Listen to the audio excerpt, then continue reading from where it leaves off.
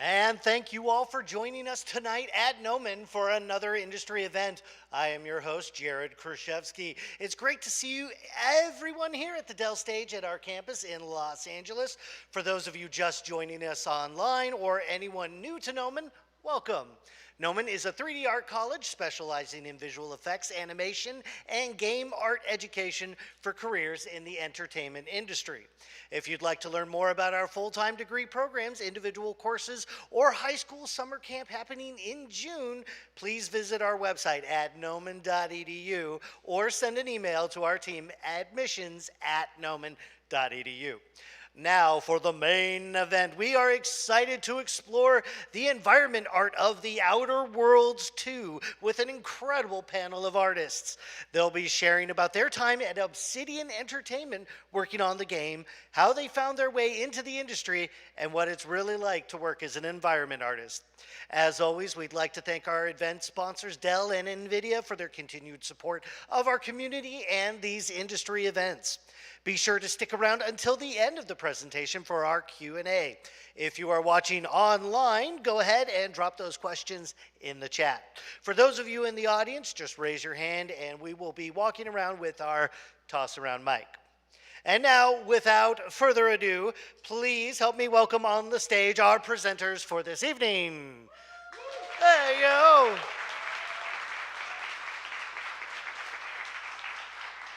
All right, thank you so much for joining us here at Nomen. I'm going to do a quick introduction, and then I'll let you guys take it away. I'll go down the line. First up is Tony Tang, Principal Environment Artist. David Chan, Lead Environment Artist.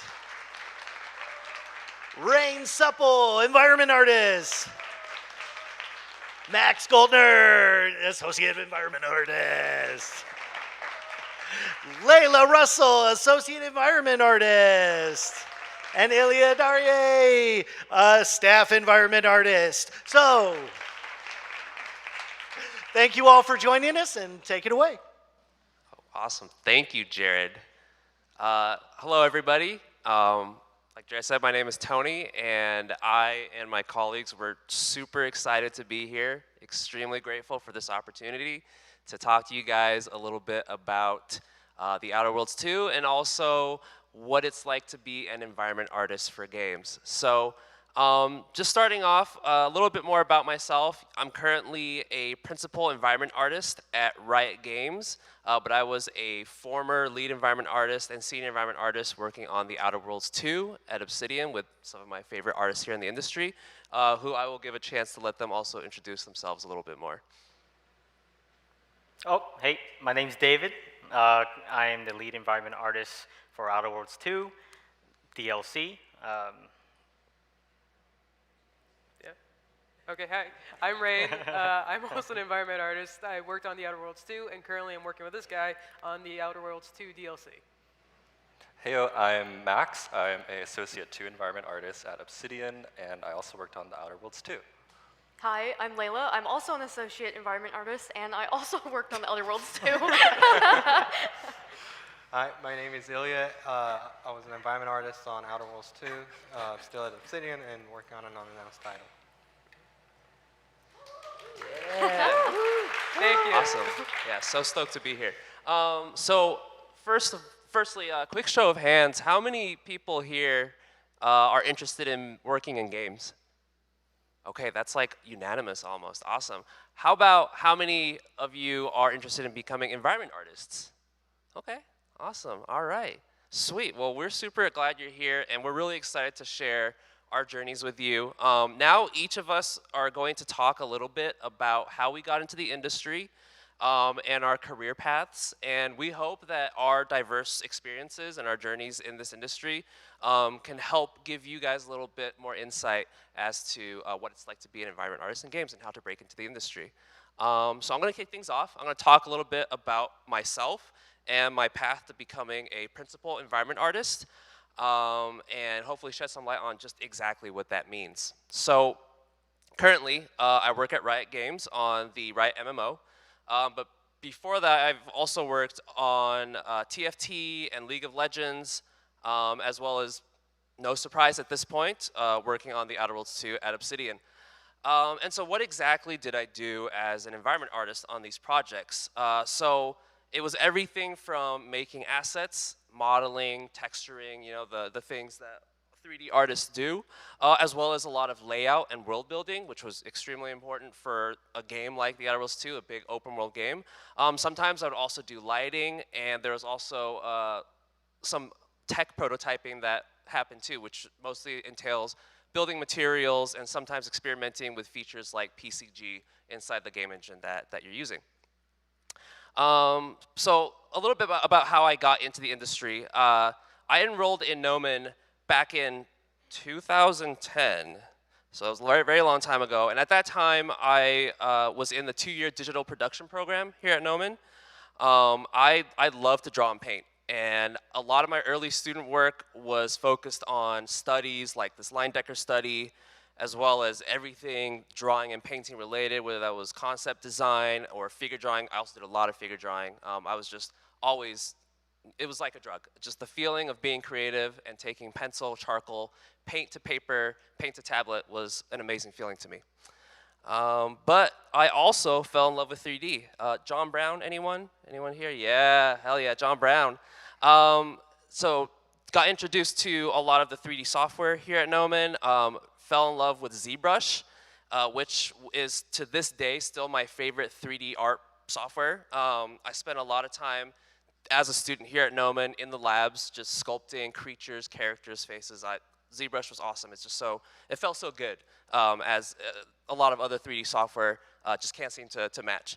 And yeah, I had never really had aspirations during my time here at Gnomon to be an environment artist, nor to be in games. I was inspired by folks like Jared and folks in the film industry doing a lot of the really cool VFX and CG for films. But by the time I was about to graduate, you know, I needed a job. And so through a friend that I also met here at Gnomon, I broke into the games industry by getting a job as a junior environment artist at a startup game studio. And so right now I'm going to show a really rough piece of art that I don't show to a lot of people. This was my environment art test to get into this studio, and it wasn't that great. I never really focused on environment art here at Gnomon.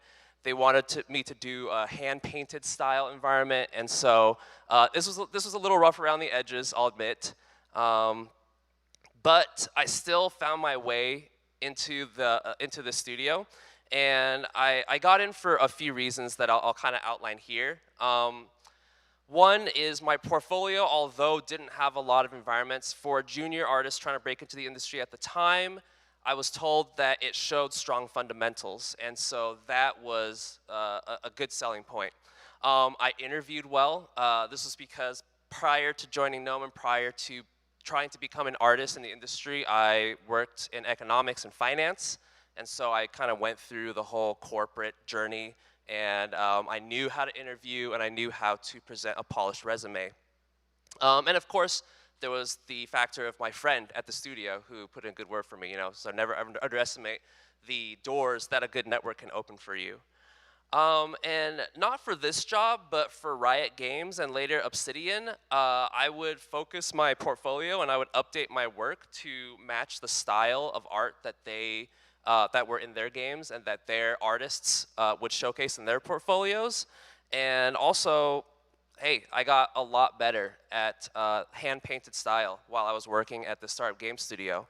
I realized this was an important skill that was also in pretty high demand at this time between Riot and Blizzard, and so I invested time to level up in this skill. And yeah, it definitely shows that if you have a strong foundation of art skills and you trust in your creative vision, you can learn the tools, you can learn the style, you can learn the techniques to execute in any style or any genre, really.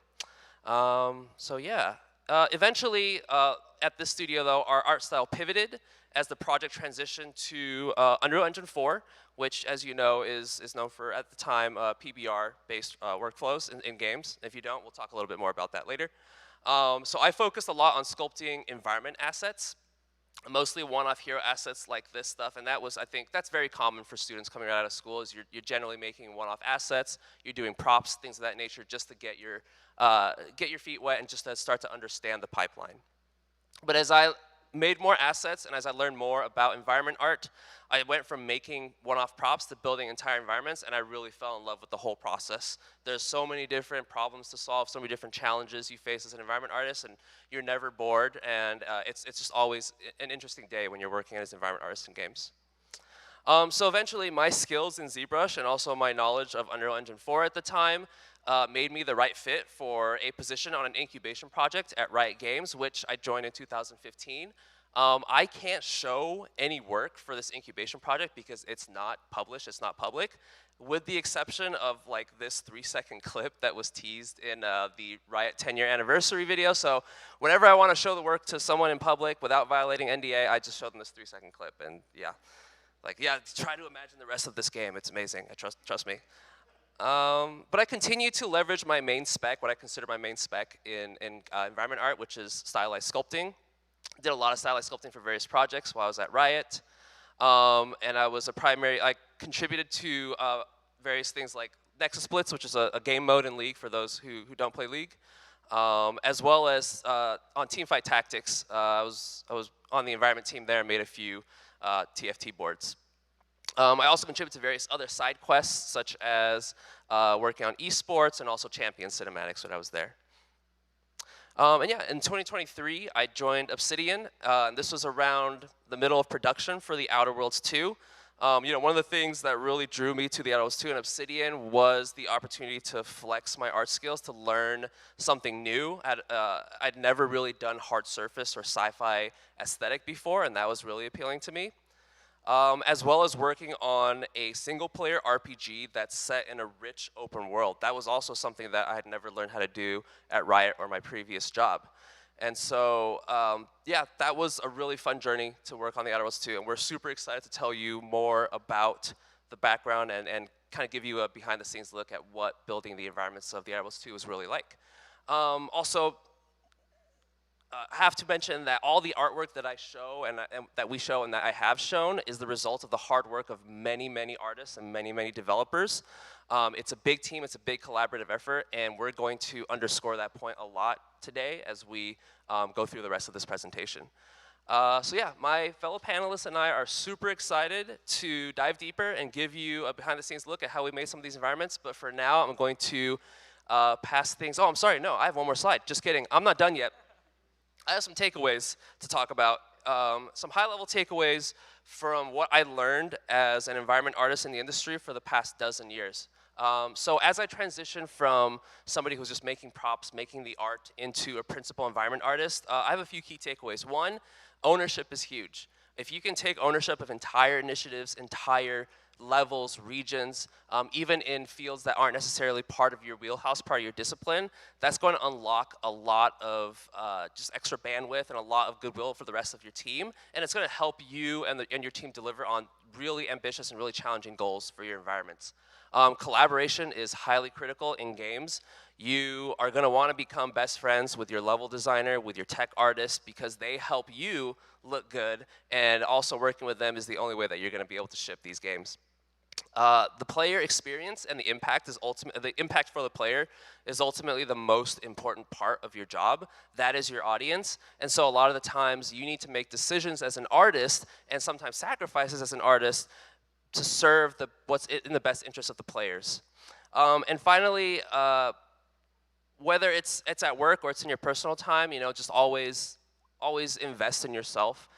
Take the time to learn new skills, learn new techniques, hone your craft, solidify your fundamentals. That's really, really, really important for longevity in this industry, for longevity in your career. And you'll see a lot of examples from my colleagues here that showcase this very important trait. And yeah, that's it for me. I'm going to pass it to David. Thanks.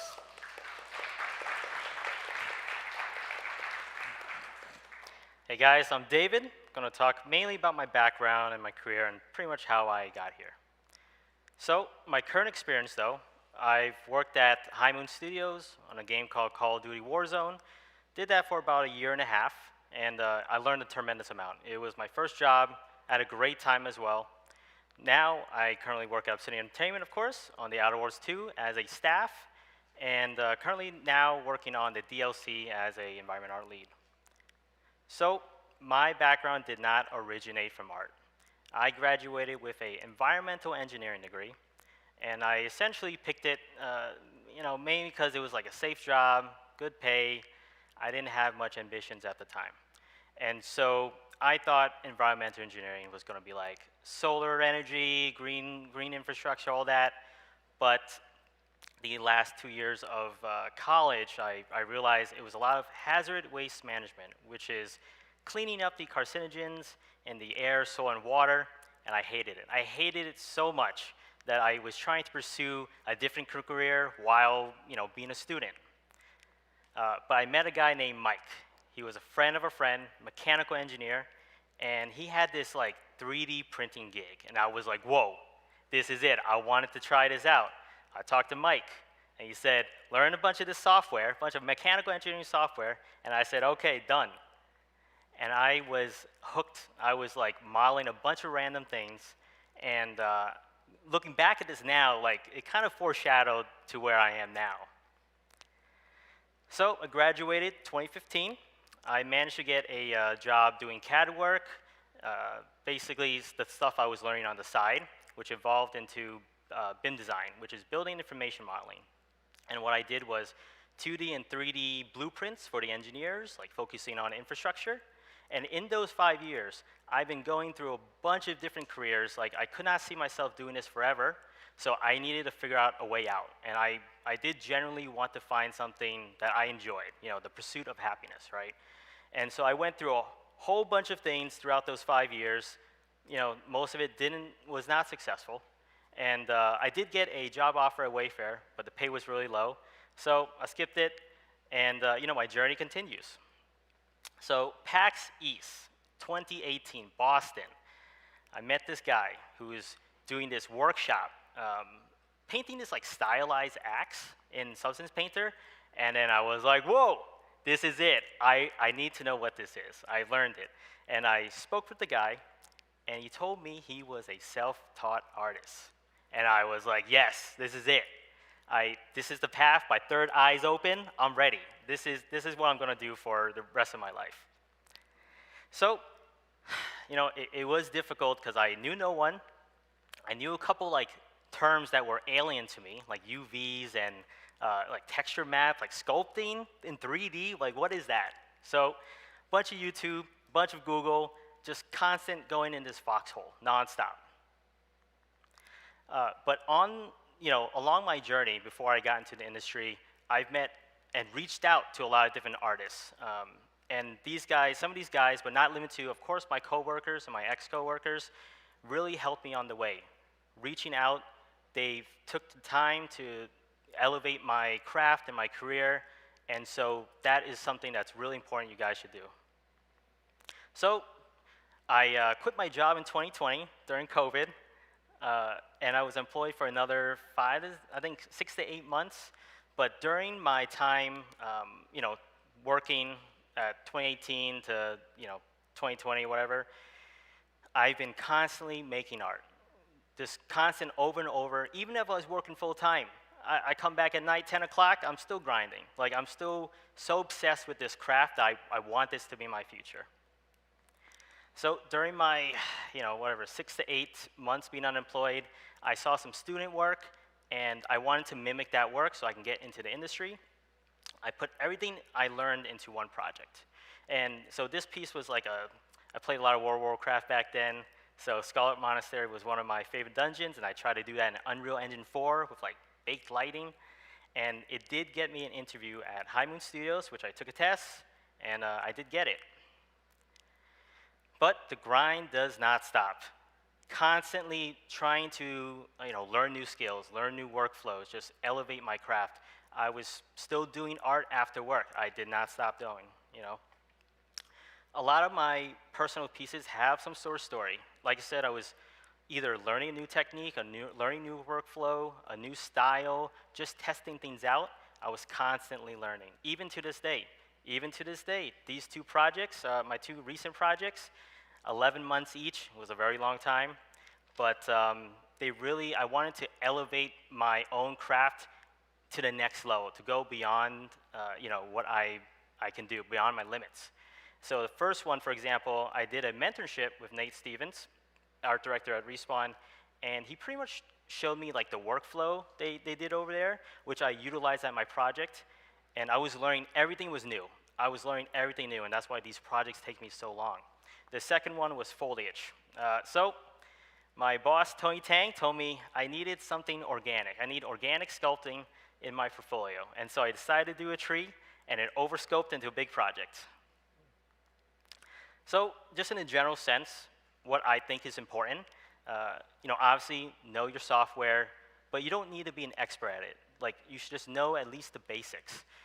Obviously, you guys probably get this for free from being here, but I had to like pay for it, so it kind of sucks.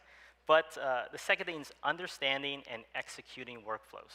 And so what I mean about that is, if you go on YouTube or you read a document about trim and tile textures, don't just read it and tell yourself you can do it. Do it yourself. And the reason is you find so many of these little intricacies and obstacles along the way, and overcoming them really solidifies your knowledge of the workflow. So portfolio stuff, every senior is going to tell you, do like 2 to 3 high quality art, like the best that you can. And for me, I like to look at other people in the industry of like my level or similar, match that quality, but go a little higher. And that's why it's going beyond your limits. So quality over quantity. But at the end of the day, art is king, right? We are artists. We gotta make cool stuff. That's what we want to see. And going past the rain.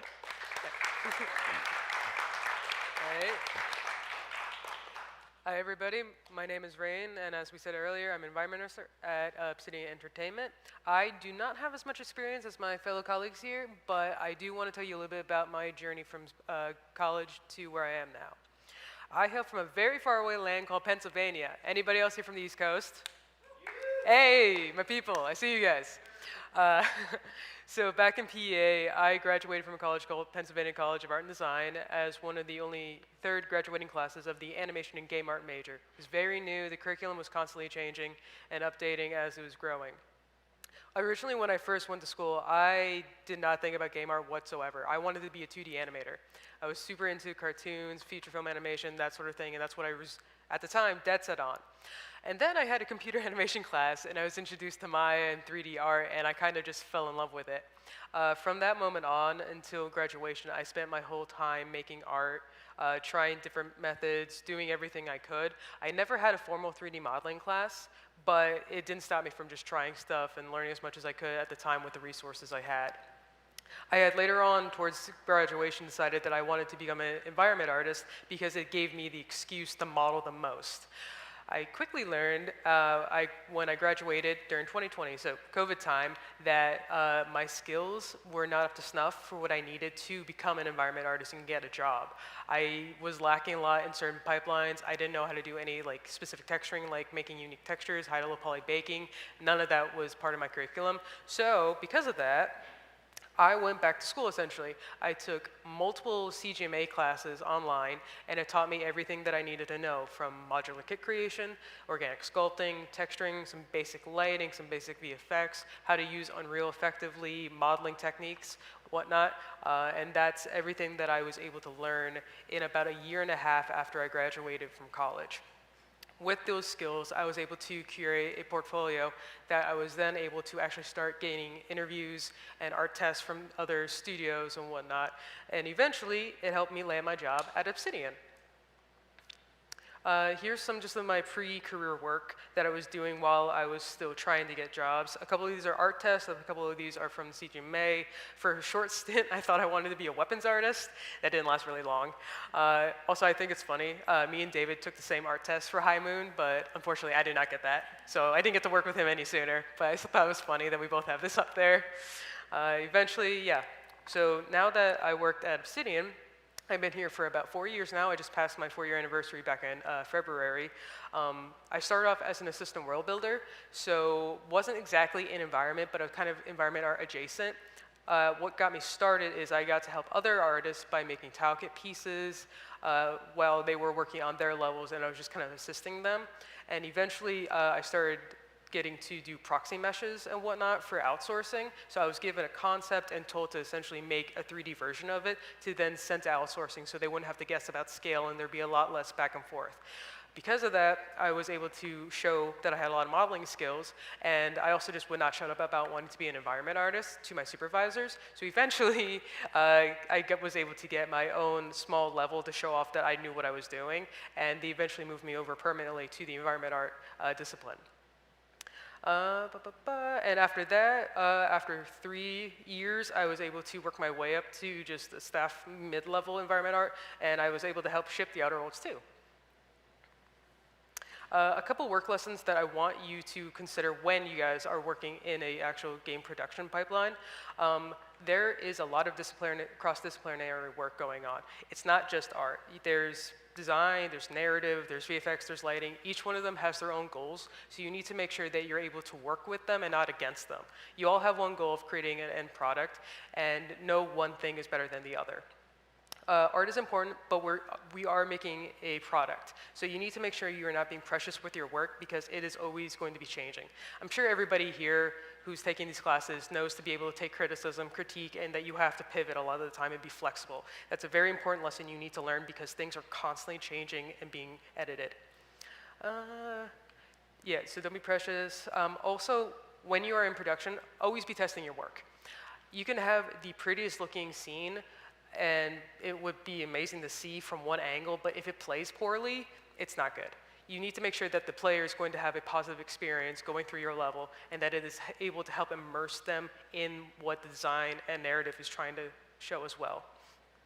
Also, you guys should also know, always ask for feedback. We don't know everything. We don't know exactly what we're doing all the time. You start working on an area and you might start getting tunnel vision. I've fallen into this trap a lot. Always be asking your peers for feedback, looking at it from different angles and whatnot. And this rolls into the next thing of always be learning from those around you. Like I said, you don't know everything, I don't know everything, and everybody else doesn't know everything, but I'm pretty sure that they will know something that you don't know, and then you can teach them something that they don't know.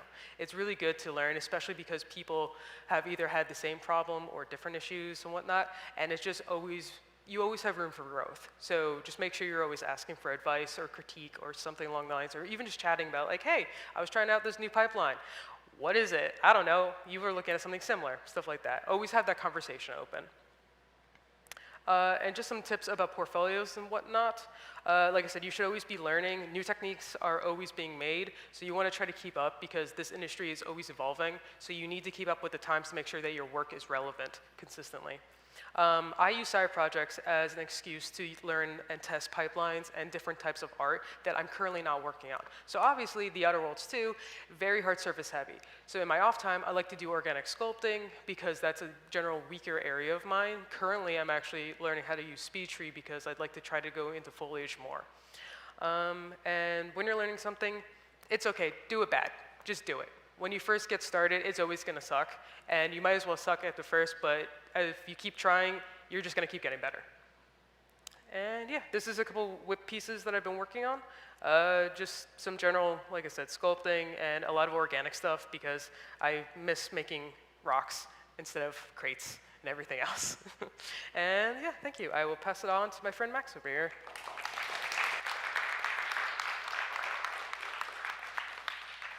Thank you, Rain. So I'm going to be talking about my journey from being a student and breaking into the industry. So I was actually in your guys' shoes. I'm assuming most of you guys are students.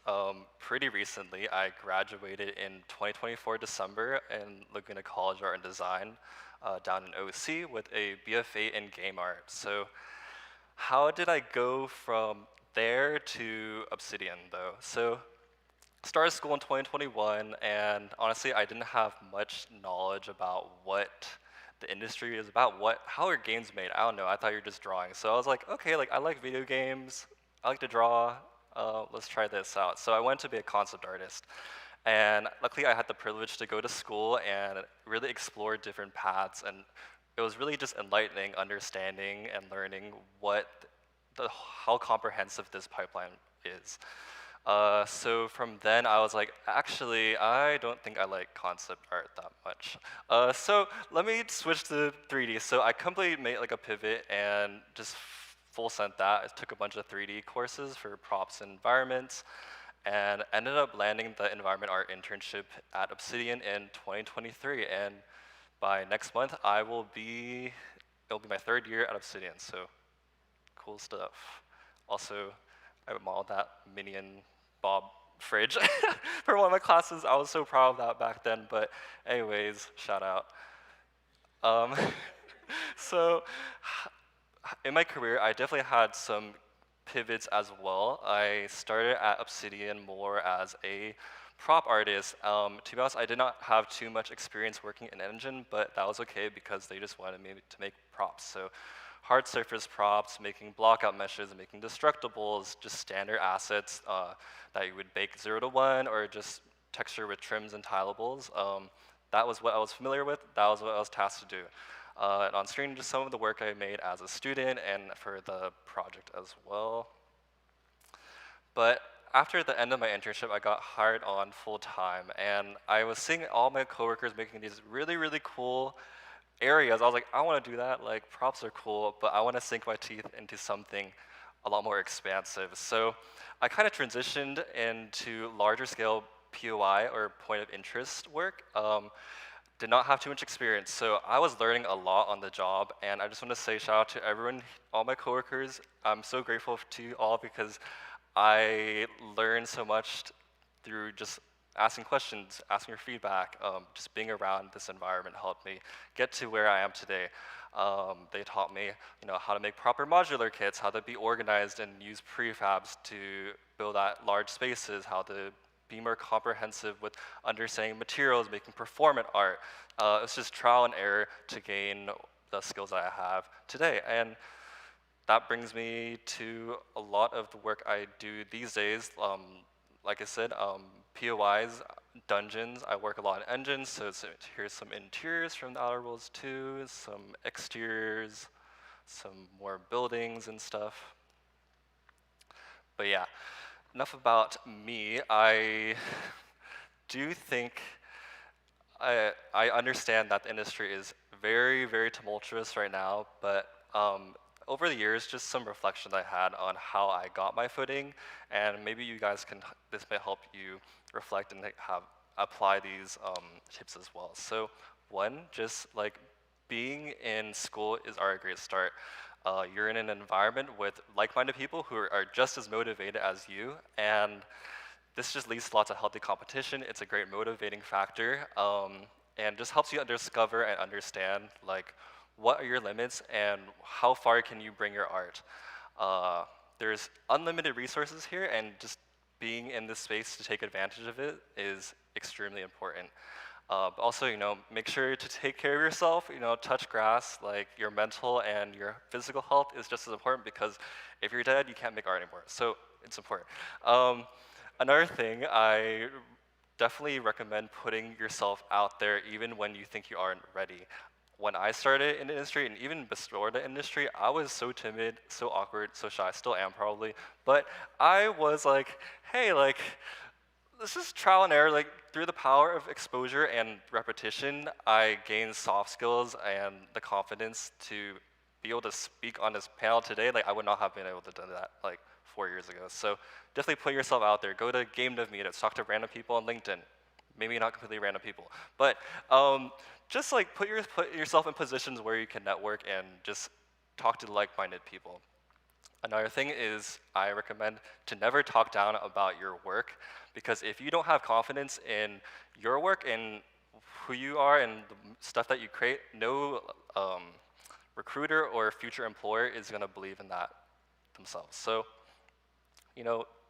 try to be a little, not egotistical, but talk about your work in positive light. And finally, just thinking about your portfolio, like think about how you're gonna market yourself and what makes you and your art unique. So it could be a distinct style, it could be distinct theming, storytelling, technical ability, like are you good at Houdini, are you good at blockouts, are you good at speed tree, like are you a tree master, like this dude's a tree master. So figure out, like, just think about what makes your art unique and hone in that aspect of yourself in your portfolio. But yeah, that is about me. I'm gonna pass it to Laela.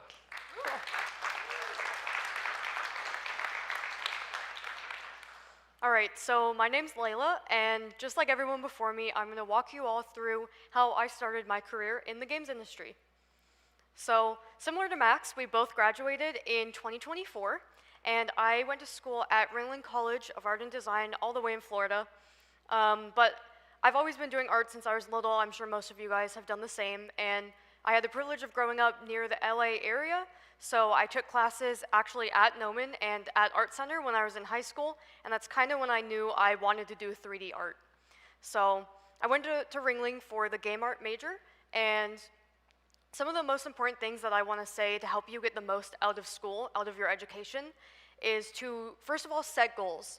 So where do you want to work? And wherever that may be, look up some portfolios of artists who work at that studio, and try and just replicate what they do in their portfolio, what skills they show, and what they focus on. Number two is always be actively looking for feedback. I know everyone said this, but it's honestly the most important thing you can do, because you grow so much as an artist when getting feedback.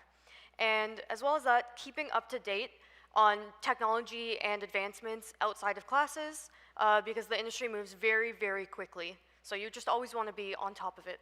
And finally, fundamentals. We've all said this as well, but it's incredibly important to have a good sense of composition, color theory, etc. And here's just a few of my pieces from college, high school, yeah. And here's some of my projects from Ringling when I started doing 3D work. So I was learning hard surface, foliage, sculpting, and finally in my senior thesis on the right, that's where I dove into modular kits, tiling materials, all of that. And how I landed my job at Obsidian. So I have a few tips for you guys. Number one is to remove old work from your portfolio. You've probably heard this 1,000 times, everyone says it, but you're only as good as your worst piece. So if you have anything that's old, I would recommend just cutting it out. Definitely lean on the smaller side with projects. As you've seen, I've never taken this advice, but I definitely recommend you do that because the smaller your project is, the more detail you can put and the more high quality assets you can get in your scene, which is really important.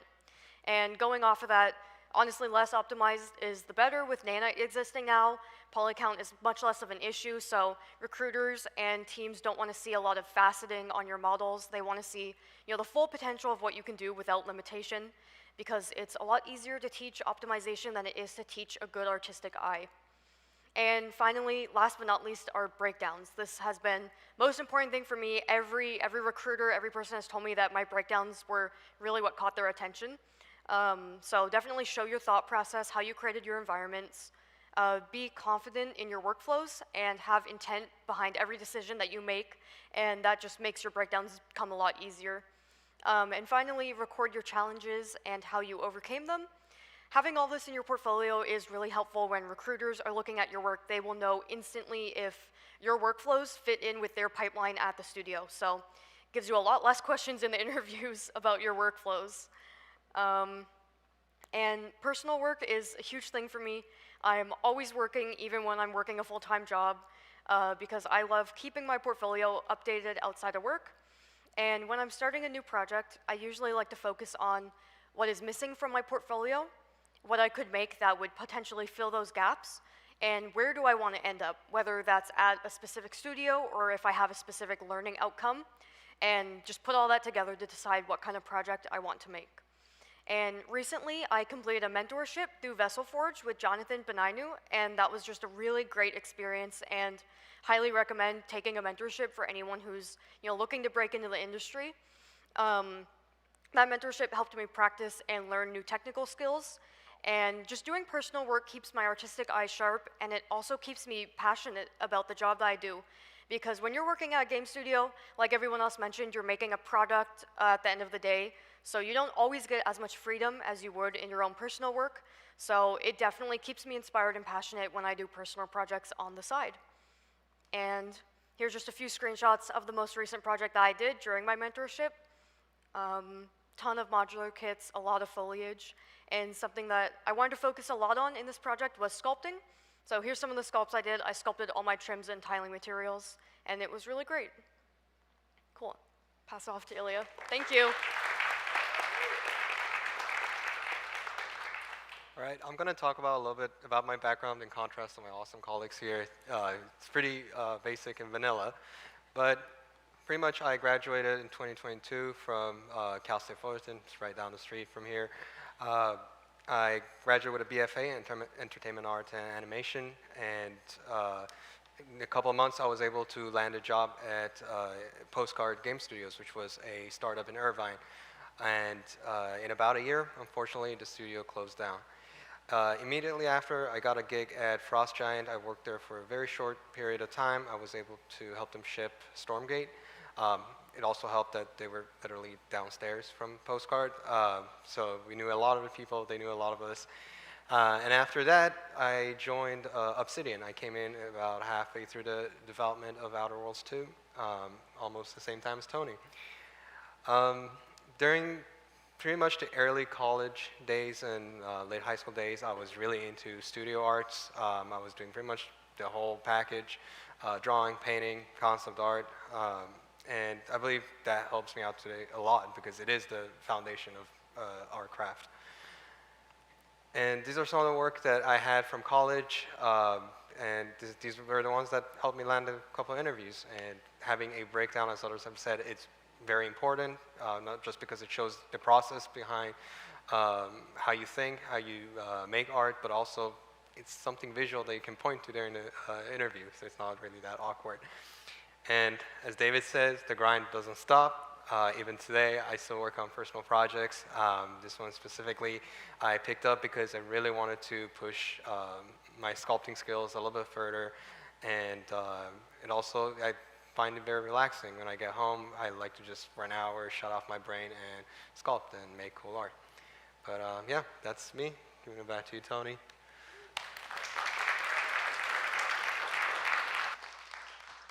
Awesome. All right. Okay, now we're going to get into the environment art topics. We're going to give you kind of a behind-the-scenes look at some of the creative decision-making, some of the technical aspects of the work. Yeah, just going to show you kind of hands-on how we make things. But before I move forward, show of hands, how many people in here played The Outer Worlds 2? 1, 2, all right, that's like 3 more people than I expected. That's awesome. Okay, yeah. So let's get into it. We're gonna skip to launch. Yeah. This will wake everyone up. I think it's gonna be loud. Welcome to the Arcadia colony.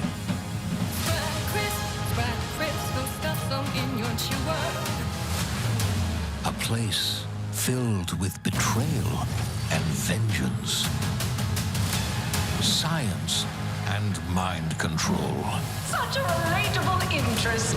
tyranny, guilty, and math. At the center of it all is you. You who make the choices about who will live, who will die, and who will control the outer worlds. But don't worry, you can still just blow shit up if you want.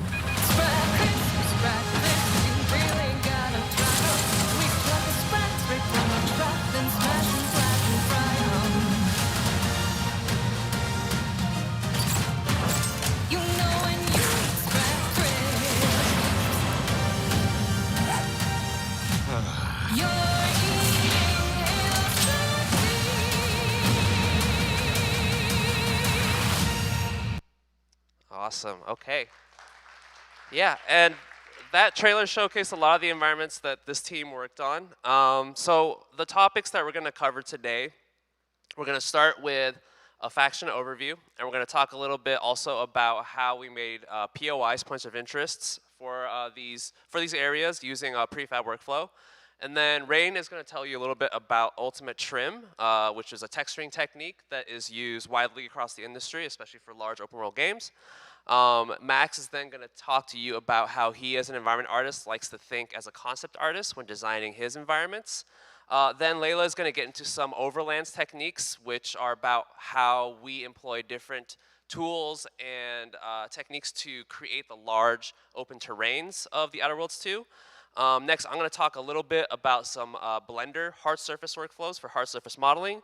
And then finally, Ilia is going to wrap things up by talking about environment art problem solving and sort of giving you a deep dive into the way that he thinks about solving the problems when it comes to environment art. So yeah, we're going to start with David, and I'm going to hand the clicker to him. Talk about factions. All right, guys, we're going some juicy stuff. I'm going to break some NDAs. I'm joking. I don't want to get fired now. So we got 3 factions, our main factions in the Outer Worlds. We got the Protectorate, the Order of the Ascendants, and Auntie's Choice. And I'm going to go through a brief description of each. So the Protectorate is our main faction, is pretty much prominent in the game. And so you're going to see that quite a bit in each of the levels, each of the worlds. And so we tend to get a lot more resourcing, and as in narrative, lore, some themes for the art direction, some concept art. And so, for example, you can see on the left, these are some of the themes that we've gotten. So military focus, industrial, cooler tones. And on the right is kind of that final product. Marchand Inventor has worked on this POI, the ARC, and you can see those themes incorporated there. Easy, right? Now, the next faction on the pipeline. We didn't get not much resourcing, not much information, right? We did get a couple of themes, religious science, Art Nouveau, curves and decorations, cool, some words, great. We did get some concept art, not for environments initially, but for characters, right? And so we have to figure out what can we extract with the information that we have. So, for example, the character that you see on the bottom left might be hard to see, but color, right? Instant win, that's an easy thing. Colors that defines the faction. Looking closer, you can kind of see these details on the armor, the gun, even that orb on the gun over there, right? Taking those elements and trying to figure out how we can incorporate that into the scene and making those assets. And so Ilia Darier, Alexander Monastery is one of the places he worked on, and you can see he easily nailed it. Took those themes and incorporated into this building, Now, the third faction that we got, farther in the blockout pipeline, and so very little information. You got to work with what you got, you know? So capitalism, that's a word we got from our narrative artists. Basically, you know, that New York City, that hustle and bustle, busy, crowded, ads everywhere. Cool, got that in my mind. Diamonds, well, the logo is literally a diamond. And so we put diamonds in the game. And the third one, you know, like I said, the easy win, color, green and orange colors. Great, cool. Auntie's choice, done. So one of the areas I've worked on is the ACS Undisputed Claim, ACHQ for short. And so let's get into the good stuff, right? You start this, you get assigned to it, you got a designer with you. What happens, right? You got an empty slate. And so essentially try to figure out what we know. The faction themes, we got that, we just talked about that. Luckily, we got this whale ship, right? Whale ship from outsourcing, 3D model, perfect. We can extract a lot of this information just from this ship. One, obviously some of the textures, we can probably extract some of the textures to make some trims and tiles. The decoration on the ship, you know, I'm literally going in there and just removing it and making those into assets, like easy win, using what we have. And the third is the layout. That's the most important, right? So my designer Warren and I, we figured easy win, you go through the entire ship. We cut into sections. Start from the head of the ship, going to the back. So later on, later on, we did get some concept art. It's mainly paint overs, right? So we already had a block out done. We had some basic shapes like blocks, basically pure blocks. And we had a concept artist, Schwinn, amazing guy, without that first one on the bottom right? Cool, this is amazing. We can extract some of this stuff. You know, we don't have all the assets. Like, we're trying to reuse as much assets as we can. So we do what we can, basically, right? The last two, the first one and the second one are stuff we got later. So that's great. It's information we can extract from. So another thing is, this is the headquarters of the faction, pretty much near the end of the game. And so there's a ton of quests, right? Ton of quests, therefore it needs a ton of room. And ton of room as in different types of rooms. So it's not just the size of it, it's the different motifs that are needed in this POI. So the challenges we're facing, huge, all right? I'm one person, it's a lot. Two, we gotta make a bunch of factions, a bunch of assets for this faction. And so in the previous image, that first image, we can extract stuff from here, from this concept art, and create those. Luckily, I had Marshawn Venter, joined me later on, master prop artist, and thank you, he did that for me. So most importantly, establishing the motif of the faction.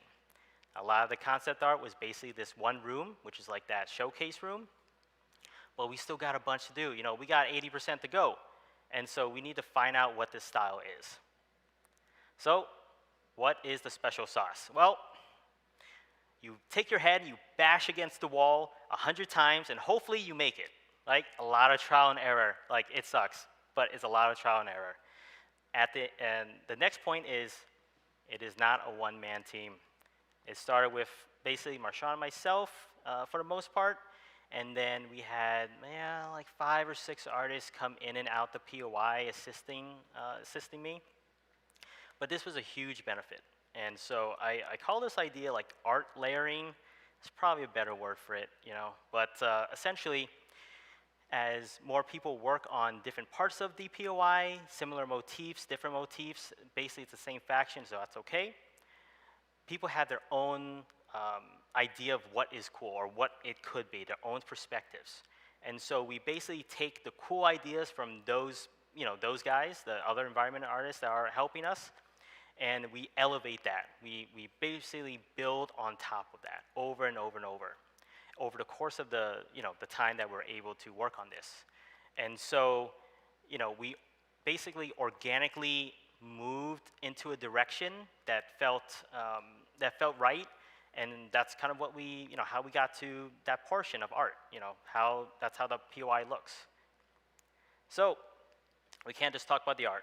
we got to talk about the process too, right? It's a big ship, lots of things are happening. What's the most efficient way? We don't got 10 years to, handle this one area, right? So, prefabs, the bread and butter. Also, my time Warzone, the bread and butter of the game.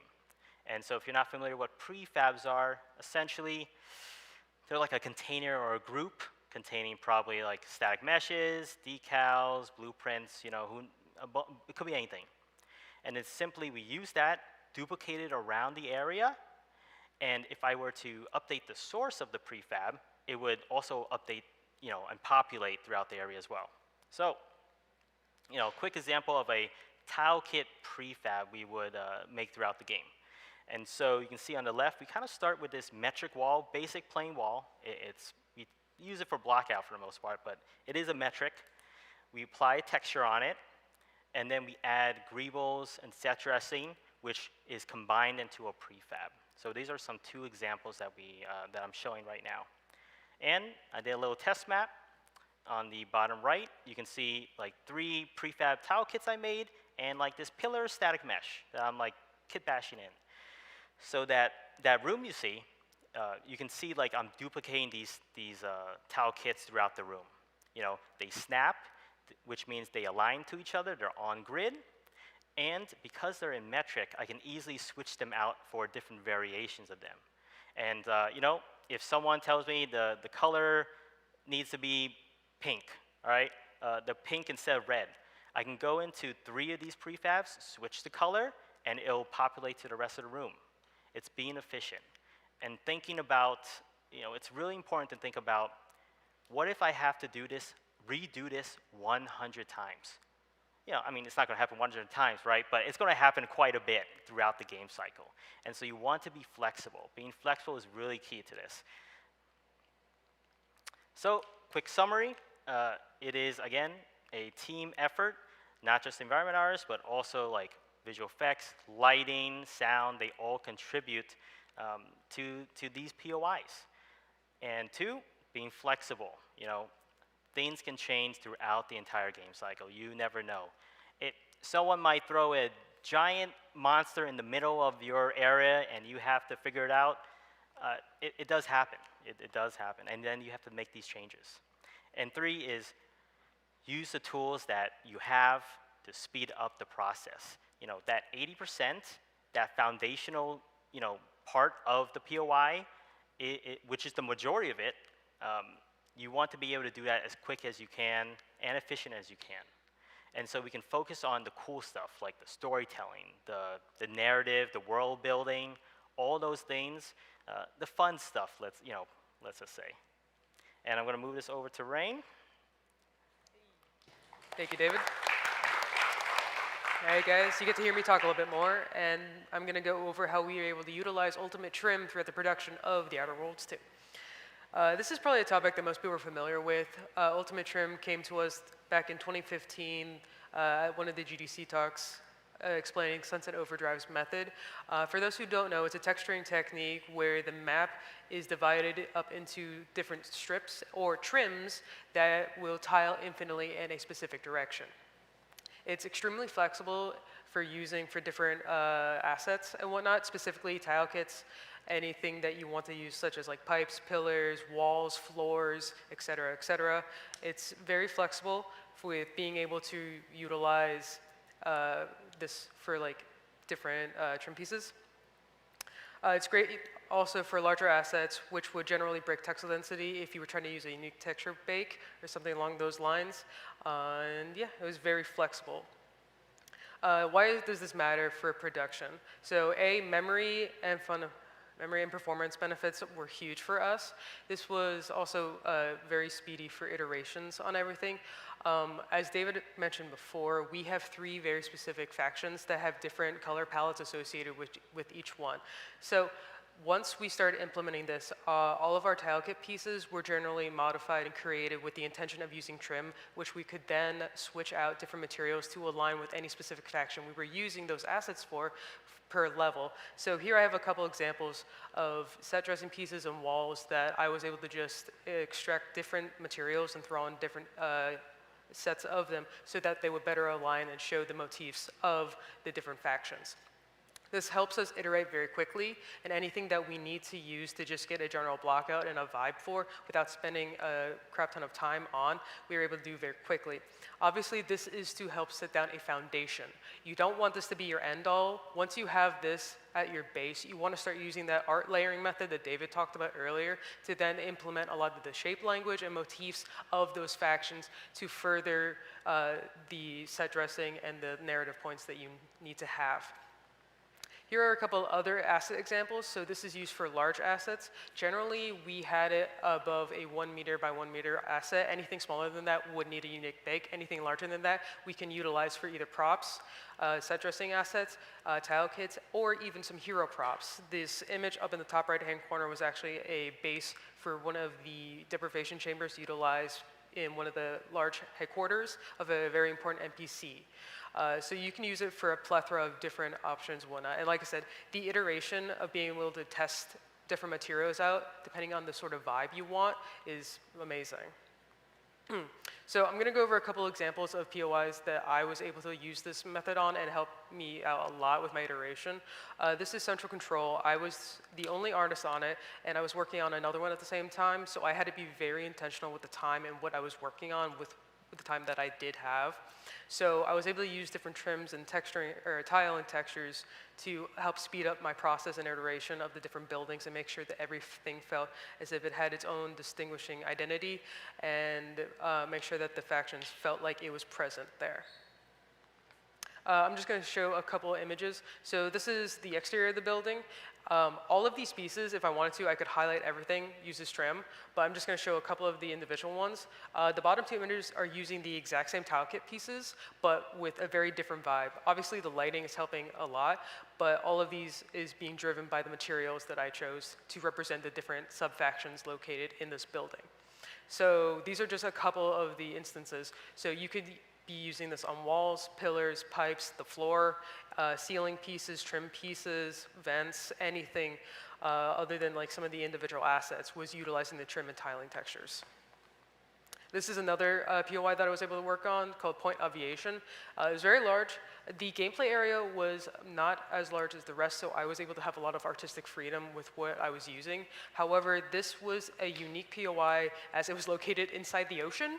None of the other ones were located outside of a landmass, so I had to play around a lot with wanting to make sure that the area looked weathered and worn down due to the exterior circumstances.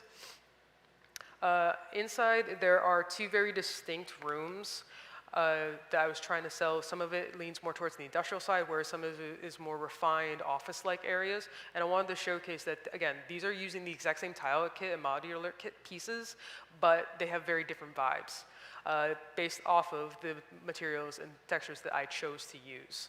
And then here's another overview of just the different pieces that are utilizing different trims and tiles. You can mix and match these to come up with an entirely different vibe and look from what it was initially intentionally used for.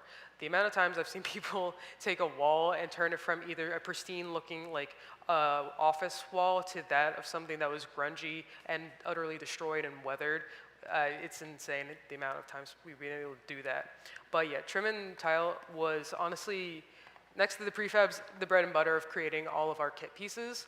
It was able to help us move faster and iterate quickly with how small our team was at the time. And it saved us a lot of time and process in the production line. And yeah, that's about it. I'm gonna pass this over to Max.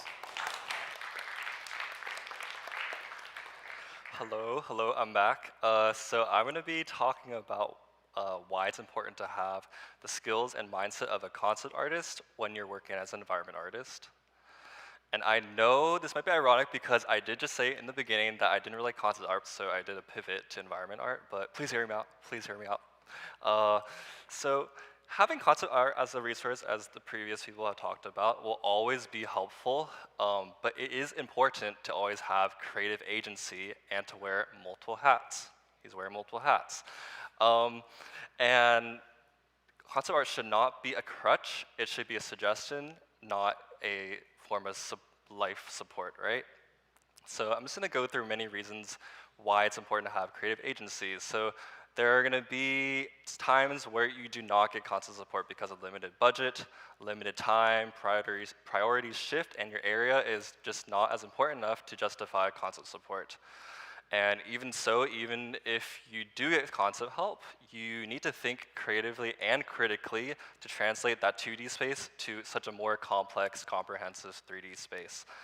And again, not every space, nook and cranny, is going to get console support. So like inside the rooms, like this bathroom that like only 10% players is going to visit won't get console support. So you're going to need a lot of creative juice and creative liberty to make the best bathroom that you possibly can. Otherwise, it's going to look like doo-doo. So I'm going to talk about why it's important to how to foster those creative and artistic skills, and just talk about my breakdown. It can be very, very overwhelming working on a really large, complex POI in space. So I'm just going to break down my process personally on how I like to think about navigating this situation, specifically for the Cloister Underlands Power Plant POI. So the first thing I like to do is just think about the big picture. What are the main goals of this area? So what I'd like to do in a workplace environment, talk to designers, talk to narrative, talk to console support if you even get concept art. That'll help a lot. Think about big picture goals. Think about the flow of gameplay. How is the player going to navigate this space? Think about the scale of the POI. Is it a really small, tiny camp, or is it a large, really looming dungeon? Once you have those rules and foundations set, you're setting up yourself for success and making strong creative decisions. What I like to think about is the mantra of limitations breeds creativity. I'm just gonna go through this specific step for this area. I did not get any console support. We were kind of behind in production for the Underlands, so I only had like 2 weeks to work on this, so I was like, oh, I need to just whip something up. So this is a power plant. It's a tiny POI within the Cloister Underlands. It's a subterranean ice cavern beneath the planet of Cloister. And Cloister is a moon-turned giant supercomputer. So imagine lots of ice, and then like shoving PC parts and GPUs and stuff like that into the ice. Maybe some RAM sticks too. So pretty cool. And one of the main gameplay goals and flow for this space is to reactivate the power to enter a lift nearby. So that was something I noted. And then finally, the major theme of this space is very OA, but is protectorate occupied. So with this knowledge in mind, it's time to do research, time to think a little bit. And just think about what's the function of the space and how can we use that information to drive creative decisions. So like I said before, this is a similar OA style, so we're gonna use lots of gold trim, lots of blue painted metal, possibly lots of curvy and circular shapes. This is gonna power nearby lifts, so maybe I wanna add some visible cabling. Another thing, this is a power plant, so it's gonna exude a lot of heat. So we don't want that heat to be trapped there, we want some proper ventilation. So possibly adding vents on the side, making the roof like exposed so like heat can just dissipate through that way. Another thing I learned while doing research a lot of in like winter and snowy environments, lots of roofing is going to be slanted because if you have a flat roof, snow's gonna pile up and it's gonna cause the roof to cave in, right? So we don't want that. So I used that knowledge to make a decision like, hey, I want the main section of the building to have a slanted roof. Similar with like the stilts I added on the left of the image, I learned that in like Antarctica, I think, like, or just areas where buildings are built on like permafrost or ice. They're built on stilts so that the building itself does not melt the infrastructure and the ice below it, causing to cave in. So that's another decision I made. And finally, this is like a facility, so I'm gonna want to add like loading docks. I wanna add just things to make it feel more utilitarian and like just very manufactured feeling. And in the same vein, look at visual references, do your visual research. So I looked at a lot of in real life reference, looked at concepts that were already existing for similar areas. I looked at existing areas, so like David had worked on other part of the Underlands, and I was like, oh, like he used like this gold trim, lots of corrugated metal, so I was like, I'm gonna just yoink that. That's mine now. And oops. For number 4, always be thinking and being cognizant about your focal points. So what are the visual points of interest in this scene, and how can we compose the scene and the elements to really highlight things visually? So on the left, we have this like main building. That's like the end goal of the dungeon or the space. So I want to make sure the player knows like, hey, like you should go here. So I made sure it had a very distinct silhouette. I framed it with specific elements like icicles, other props, utilizing lighting as well, just to make sure this is a visual standpoint. Same thing with the image on the right, that is the entrance of the space. So using the road as a leading line, using the icicles to just point in that direction helped me signify visually that this is where players should go. And finally, just thinking about the concept of MVP for a space, minimum viable product, you want to make the space look as good as possible, but your time and your health is important. So you need to really think about, is this area or specific areas high visibility? Like, are these going to be spaces that the player is going to visit a lot and frequently? Or is it something a lot smaller, like the bathroom I showed you earlier? So with that info, think about, like, where do I want to spend most of my time? For in this case, I was like, the exterior is the most prominent. So I wanted to show that to the best ability. But you know, that area where there's like connectivity to show the flow of power from the power plant to the elevator, not many people are going to see that. But I do want to include it. So what I'm just going to add on to what David talked about before about prefabs and how they're so effective. It's just really helpful within a team's environment. You can just steal, reuse, and recycle other people's work. So what I did, I reused his Underlands prefabs, and I just plopped it right there, and I called it a day, and it was good enough. But yeah, those are the 5 things I personally would reflect and think about when working on an environment for your own work or in a studio environment. Thank you. Thank you. All right, so I'm going to start talking about the artistic and technical decisions behind the Overlands. So for a bit of context, I joined on the Elder Worlds 2 team when there was about a year left before the game shipped. So most of the main POIs that all of my coworkers have just shown you were already taken. They were already claimed. People were already working on them. So I got the opportunity, thanks to Tony's suggestion, to work on the Overlands. So what are the Overlands? They are the exterior natural landscapes. So they're basically the groundwork that holds all of the main POIs. But being an Overlands artist, it often involves working on landscape, foliage, and tiny POIs. So tiny POIs are like small camps, they can even just be like natural landmarks that usually don't have a main quest going through them, but they're still important to have just as visual landmarks and maybe some like collectibles and stuff. So some of the challenges with working on the Overlands were that they were extremely large areas to cover. They were large, expansive, open world spaces, and we also needed a distinct identity to each planet. So you'll see in the top right here and in the last image, these are some of our 4 planets that had Overlands. And as well as that, because it was such a big space and there's a lot of foliage, we had to balance lighting, color, and noise. And finally, last but not least, sightlines. This was a big thing. Designers wanted to make sure you could see major POIs from certain points on the map. So some of the processes that we went through to tackle these issues, number 1, we're using actor palettes. So actor palettes are a plugin for Unreal. It's built in. Basically, what you use an actor palette for is it opens up a second level while you're working in the editor. This level you can just pack with a bunch of different things. So we organized ours by biomes. So in Paradise Island, the top left, we had a lush biome, a primordial biome, a beach biome, a few things like that. So in our actor palette, we organized things by biome. So wherever you were working as an artist, you knew what assets you could pull in that matched the biome that you're working on so that you don't have kelp or random trees in the wrong biome, because then that would not feel correct to the player.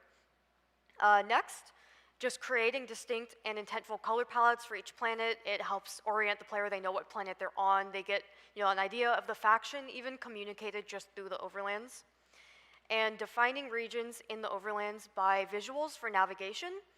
In the top right on Golden Ridge, you'll see pink and blue crystals. We use this anywhere that there was a Varachnid encounter. That was one of the enemies in our game, so it helps signify to the player, hey, you're going to experience combat soon. There's probably going to be a Varachnid here. As well as just taller landmarks helping guide the player know where they are in the map, where they're headed. And going off of that, sight lines.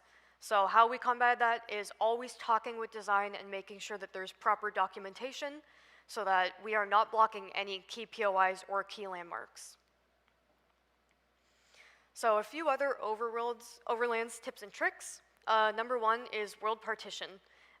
World partition, you might have used it before. It allows multiple artists to work on one level at the same time. And it also reduces performance issues while you're working because you can just load chunks of the map so that you don't have the massive overlands all at once, because your engine will probably crash. And in the top right, here's a video of someone just loading and unloading regions just with world partition. So that's kind of what the interface looks like.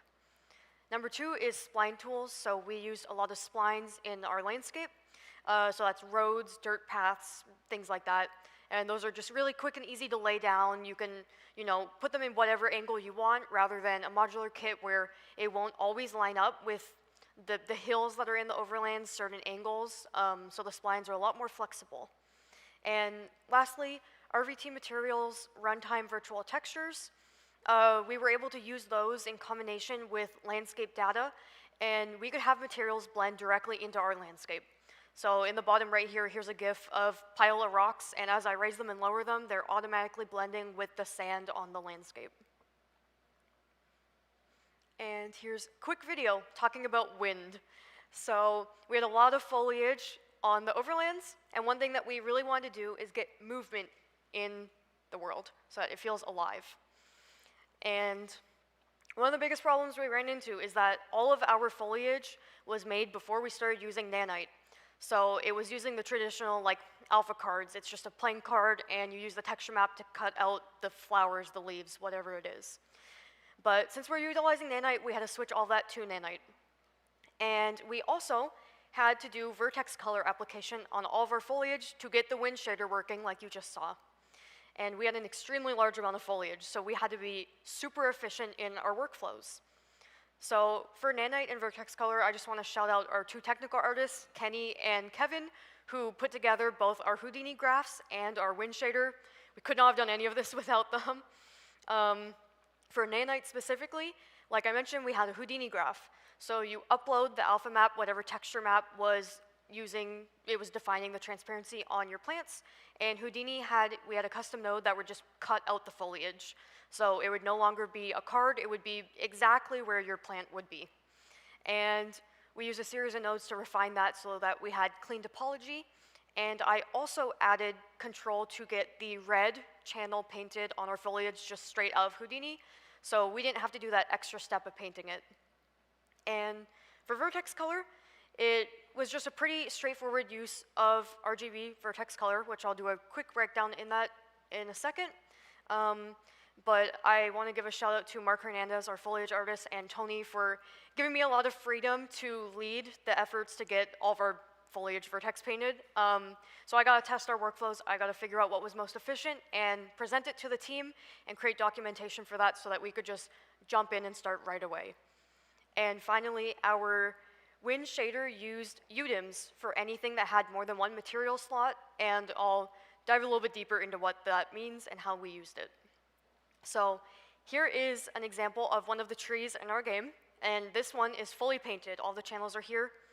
So for a quick breakdown of how it was applied, red was applied on the trunk vertically outwards, and red was just the general sway of the tree, so just the tree moving back and forth. Green was applied on the bottom of the branch to the tip of the branch, and green basically was a delay. So as the trunk would move, the branches would move independently from the trunk. And finally, blue. Blue was from the bottom of the leaves to the end of the leaf, and blue wiggled. So think of leaves rustling in the wind. That is what the blue channel did. And really quickly, this is a workflow that our foliage artist, Mark, showed me. A really quick way to paint vertex colors on our foliage was to export the UVs from Maya and use a gradient in Photoshop. So really quickly, I would just do a lasso of like the main leaf and do a gradient on it, and you can just bring that back into Maya and transfer the data. So that was super fast and way more efficient than hand painting it and having to blend it ourselves.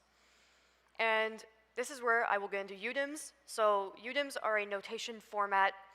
On the bottom right, you'll see an example of how the UVs would look for using UDIMs. So you'll see we have the first material would be in the 0 to 1 space, and the second material would be in 1 to 2 space.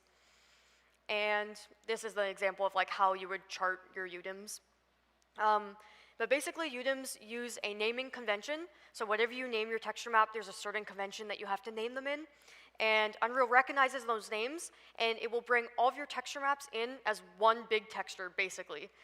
So for one of our trees, it came in as like a 4K texture times 4. And that removes the needs for multiple material slots because it just all reads from the same one based on your UVs and the position of them. And that's all I have for you for the foliage. Thank you. Oh, back that way. And yeah, that's another thing that you might expect to do as an environment artist in games one day is Laela and I, after she set up this system so wonderfully, we spent 2 weeks. You saw the video of all the different types of plants with wind on them, so we spent 2 weeks just painting leaves, painting red, green, and blue on leaves over and over. It was a lot of fun. Okay, so I'm going to do a breakdown of some Blender hard surface workflows. As I mentioned before, joining the Outer Worlds 2, it's sci-fi aesthetic. There's a lot of hard surface modeling. So when I first joined the team, I did some research on how I could become a better hard surface modeler. And the moment I learned Maya, I think like a lot of you probably know Maya. How many of you here have used Blender before? Okay, nice. You guys like it? Thumbs up? Yeah? Yeah, sweet. I love Blender. And I found Blender to just be a really powerful DCC package when it comes to hard surface modeling. The more I learned and used Blender, the more I fell in love with it.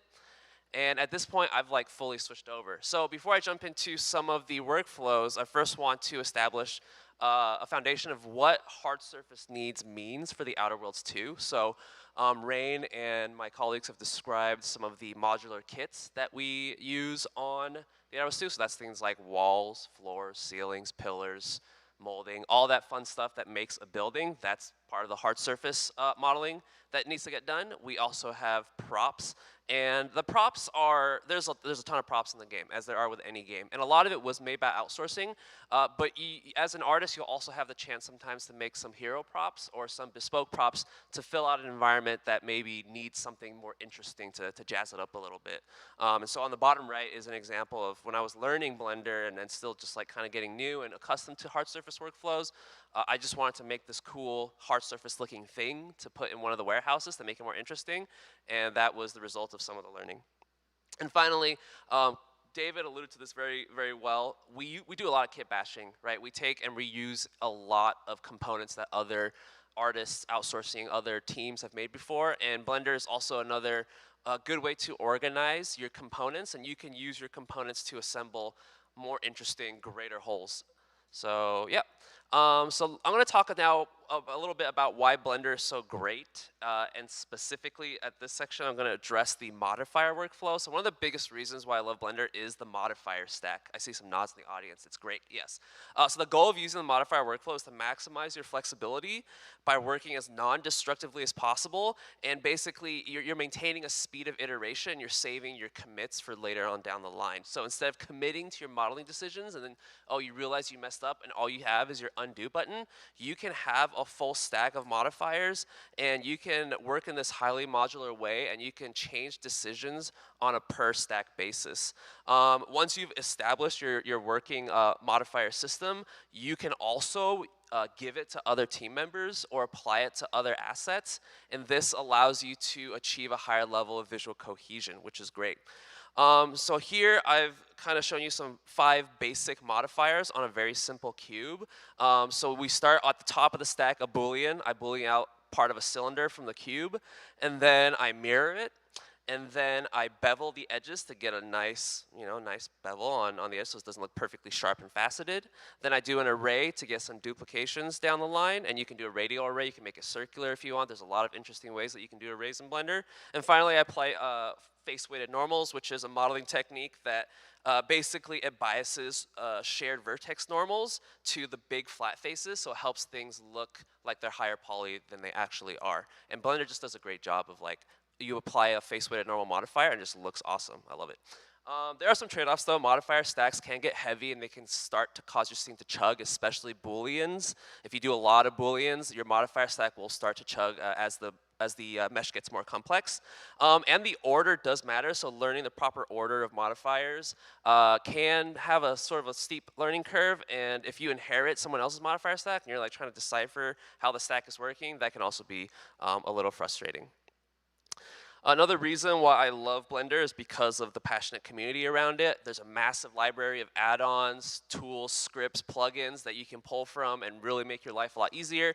I think a lot of you have seen the Blender Donut. This is an infamous tutorial series by the Blender Guru to help people learn Blender. But I included to illustrate a point that there's just a ton of high quality tutorials and learning resources out there for Blender, and chances are if you encounter a problem or you get stuck on something in Blender, there's a video or documentation or like a random forum post somewhere that will help you answer that question, which is great.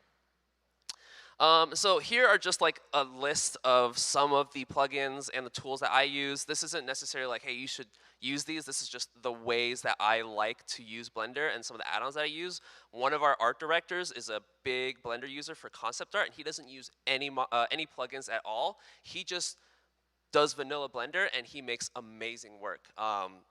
So yeah, it just, it kind of goes back to something I tried to allude to earlier, which is that it's all about your creative vision, and your tool should serve your creative vision, not compromise it. And so now I'm just going to quickly show a couple of demos of how I use the modifiers, how I use booleans, and some other features that I like to use in Blender. So this is just a quick GIF of how I like to use booleans on a modifier stack. It's great. Again, it allows for quick iteration when you're building. You can stay flexible with Boolean shapes. You can scale them, rotate them, stretch them, move them, and you never have to commit until you're ready to export it. And actually, you can export this into your engine without actually applying the modifier stack, which is a godsend, because sometimes you need to look at your asset in the engine. There's just lighting or other variables you need to account for. And being able to just export the asset with your modifier stack still intact and see it applied in the engine is great.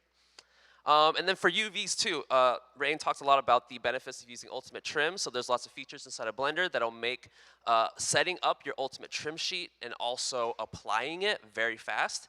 And so this next video here shows quickly how I can take a strip and then just with a click of a button and already have the preset strip set up, I can move my UVs up and down along this Ultimate Trim strip to get thicker or thinner bevels as I desire. So it's all the benefits of Ultimate Trim with the speed and flexibility of Blender. Yeah, really awesome.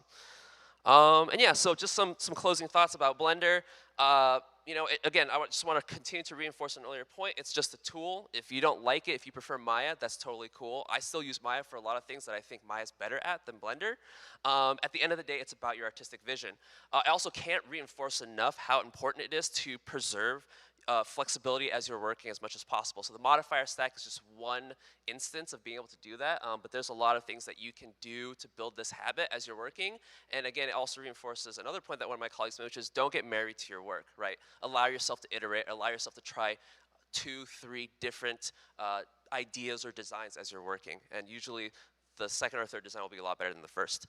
And finally, a great thing about Blender, a great thing about the way that we used hard surface modeling workflows in the Outer Worlds 2 is that we identified the good pieces that we could reuse, which allowed us to quickly make a lot of interesting hard surface designs and also maintain a high level of visual consistency. So yeah, that's it for me. I'm going to pass things off to Ilia to talk about critical thinking and complex problem solving environments.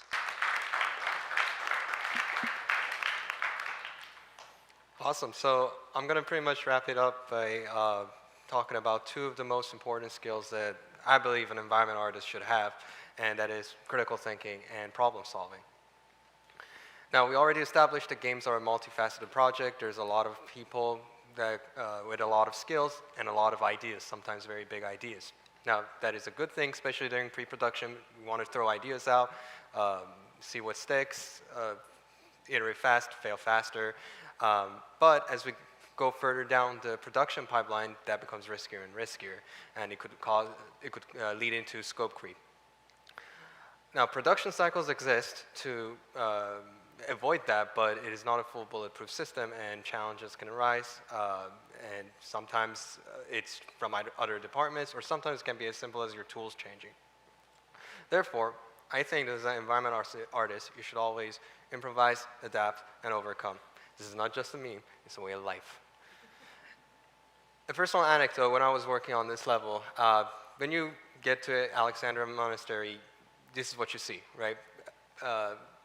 What you don't see, if you take the camera around 180 degrees, you see that there is a huge vista.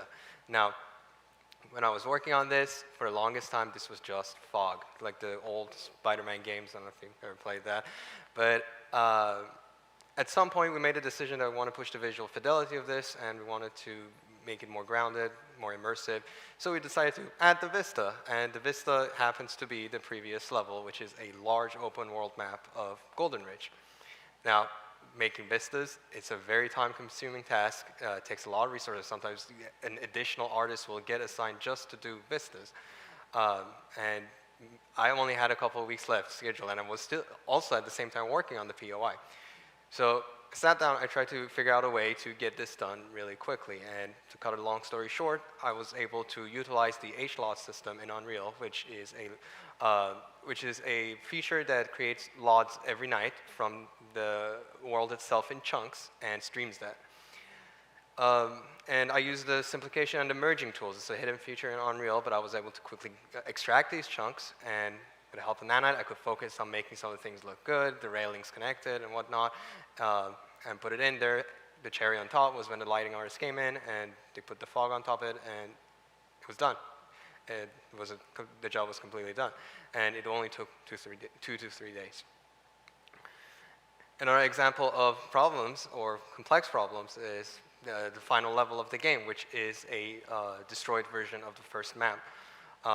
Now, first, when I got this level, I'm not gonna lie, I panicked a little because it is a daunting task. When you look at destruction, that means like you have to create a lot of assets, you have to do a lot of material authoring, not to mention all the collision issues that come up, and the flow at level, and so on and so forth. And for this, we just had to break it down into smaller problems. And we used the existing asset, we talked about reusability a lot, and we just created a couple of end caps, as you can see on the screen.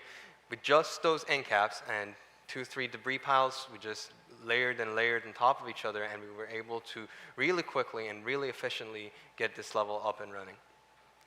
Now, the key takeaway from these two instances is that, first of all, you got to do your research if you head into a problem. Sometimes it's just a Google search away.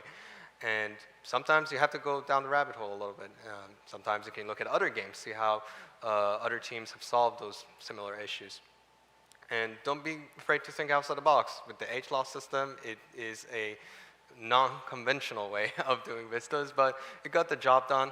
Everybody happy. It didn't cause any issues for any other teams downstream. So if it works and it gets the job done, do it. And then know your tools inside and out, because ironically 2 weeks before the whole HLOD issue, I was actually reading up on it just for regular reading, and that information came to my aid. Now, the future of environment art, our tools are changing every day. We now have virtualized geometry. Unreal is not the only engine that has adopted this. We have virtual shadows, which allows for the UDIM workflow to happen much efficiently. We have dynamic GI. That means now meshes need to have thickness in order to prevent light bleeding. All these technologies, as we showed with the foliage, that means that sometimes we have to change our workflows. So it's important to adapt to these technologies and kind of follow the news, see how other games are adopting it, because the industry will move on, and the artists who move on with it will have an easier time of it. And an artist once told me we are becoming less of game artists and more cinematic artists. And like with the foliage example, we had to opt out of using alpha cards just because it makes the nanite pre-pass heavier and slower. And so in this example, the IV branch is a 2 meter by 1 meter asset, but it is 12,000 triangles. That's a lot, and when we saw it, it was like, this is not how we learned how to do it in school, and it adds an extra step to our workflow. We now have to figure out how to do the cutout. Thankfully, Kenny came up with this awesome tool, and we were able to do this quickly. Yeah, with these awesome tools and awesome features, there's always constraints, limitations, and costs. One that I was really sad about was instance-based vertex painting. With Nanite, it's impossible. With 5.7, we're now getting features like texture color, but back then when we had this issue, we had to come up with more creative ways to tackle that problem.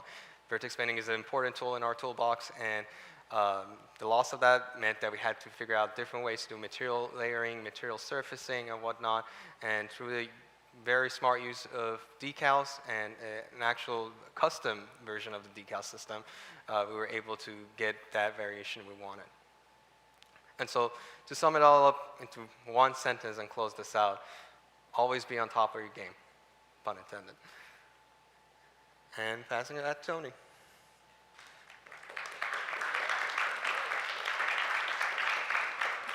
So that just about wraps it up, but we're just gonna kind of give some parting thoughts here as we end the night. So first, I just want to say, making games is really, it's a really time-consuming and challenging thing. That's why it takes so many people so long to make the games that you love to play. It's a highly collaborative effort. Especially as an environment artist, it requires just you to have that teamwork mindset. You need to become best friends with your tech artist, with your level designer, because they're gonna unlock you, as I've said before, with your production coordinator, your art director. Working in a team is one of the most important skills of an environment artist for games. Secondly, the tools and the techniques, they're gonna change. Things are evolving very quickly in this industry, and so you want to be adaptable. But at the same time, you just want to make sure that you maintain good habits, and you always want to make sure that your fundamentals and your relationships are solid, because those will scale with you throughout your career. Also, you want to build experiences as an environment artist, not just the cool thing. You know, I think coming out of school is all about, yeah, I'm gonna make the coolest prop, the coolest character, the coolest one asset. But as you become a more experienced environment artist, you start to realize that it's about helping a team of people. Again, this goes back to how important it is to be collaborative, build an entire awesome experience. And that's where the magic of making a game really comes together. I put this one here, the 80-20 rule with Corey, I'm gonna butcher his last name, Barlog. He's the God of War director, and he said this, and the fundamental idea is that perfect is the enemy of good. And a seasoned games artist and game developer really is going to recognize kind of when you can say it's good enough. There's a lot of nuance and a lot of subtle reasons why you make those calls, but ultimately it's wiser to invest the time in the places that really matter, the places that the players will notice. And at the end of the day, if everything is at 80%, then your product, your game, your piece of art is gonna feel like it's at 100%. And that has proven out to be true in my experience working on games.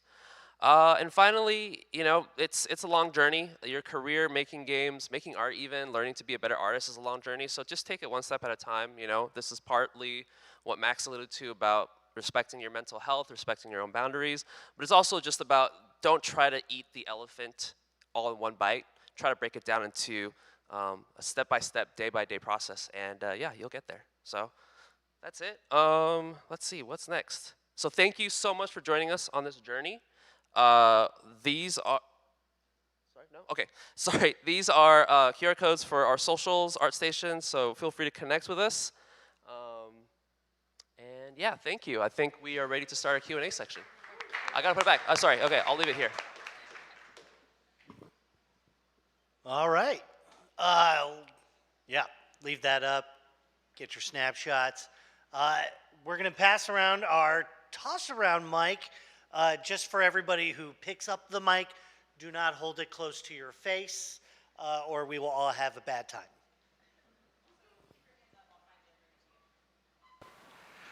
Hi. Oh, See? I'm not holding it close. Like, I mean, like, all right. So, my name is Cullen. I am a student here, and I was wondering. I noticed all of you joined the company in the middle of Outer Worlds 2, and it makes me think. It makes me a bit curious about job retention. Like, how many people in your teams do you think, or what percentage of your teams actually were actually part of the original game and the creation of the original game and were able and retained their jobs from the development of the first one to the second? And if it's not a large amount, why do you think that would be? I think I can answer this because I've been on the project the longest. So I joined back in 2022, the very beginning. I was on it for, like I said, 4 years. Before that, I think it had only been in production for maybe a year and a half to 2 years at most. There was a handful of other artists that I currently still work with that were on the production of the first Outer Worlds. There was definitely a cycle through of a couple of different environment artists. We actually lost one of them as they passed away, our ex-Laid. Thank you, Terry. But the retention depends on what is currently needed on the project, honestly. Also, just depending on whether or not we have the budget to hire more people. For the most part, most of the artists that I worked with who were either predate me or came later on did stay. But from what I've learned over the course of this production cycle and from other people who've come in from other studios, it is fairly normal to have a rotating gauntlet of individuals depending on like what their goals are as well. Hope that answered. Hi. I have a very simple question. Outer Wilds 2 being a sequel, obviously, you have the first game, which has like a lot of assets and location and information associated with it. Just kind of curious. Wow, this thing's pretty big. How much does having a previous game assist in like making this next one, making a sequel? Do you use like previous assets? Do you bring them over to the new version? Do you update them for the new hardware that you're working with? Just kind of curious about that. I think especially with this project, because we moved to Unreal 5 and like we're utilizing new workflows like Nanite and Lumen, unfortunately we could not reuse as many assets as we probably would like to, because like reusing would just make things a lot easier. So there was a lot of up-res, a lot of the foliage we had to bring into Houdini and cut it out. So unfortunately for this project, there was a lot of like big turnaround and like effort put into making a lot of new things, especially with, we adapted the trim and tile workflow, which was very new and was not really utilized that much in the first Outer Worlds. So because of all these new pipelines and workflows, we kind of had to start a little bit from scratch, but there was still some reuse and that was a bit beneficial. I'm not sure how far to hold this away. Okay. First off, I wanted to thank you guys for talking about a little bit about your art tests coming into a studio.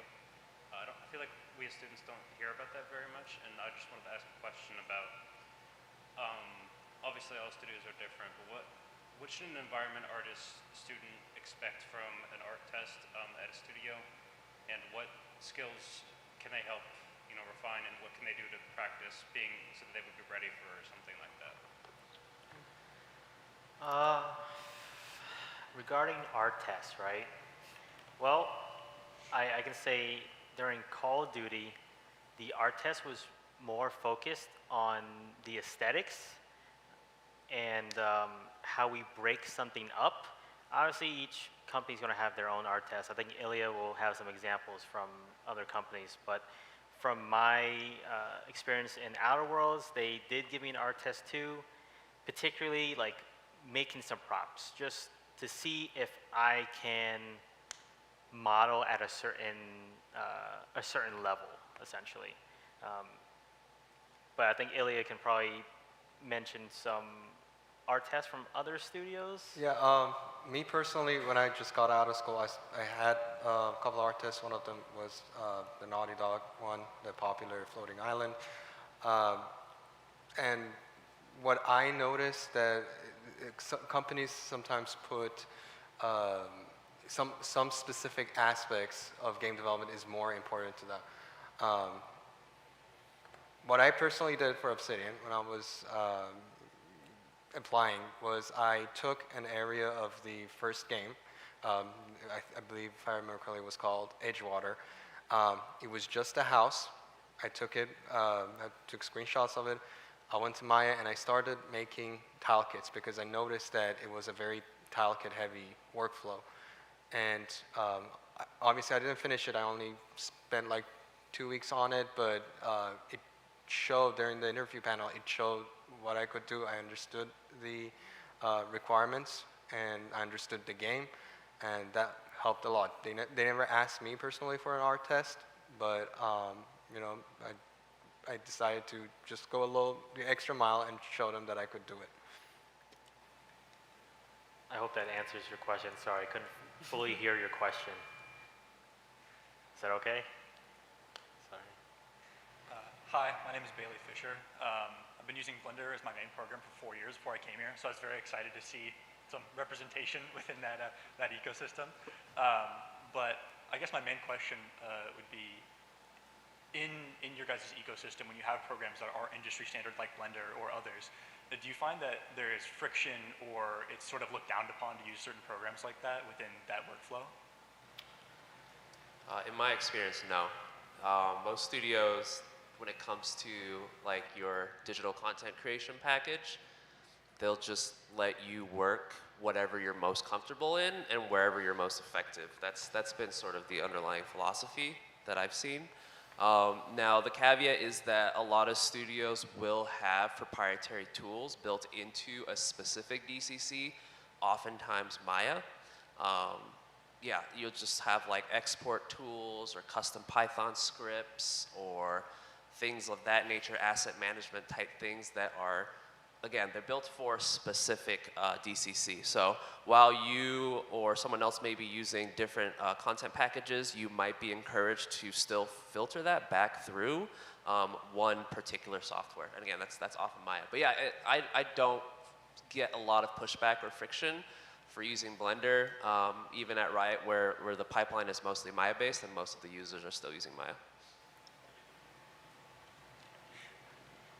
Hi, my name is Kane Palmer. I was, first off, concept artist. This is a concept artist themed question, even though a lot of you do 3D. You've worked with concept artists.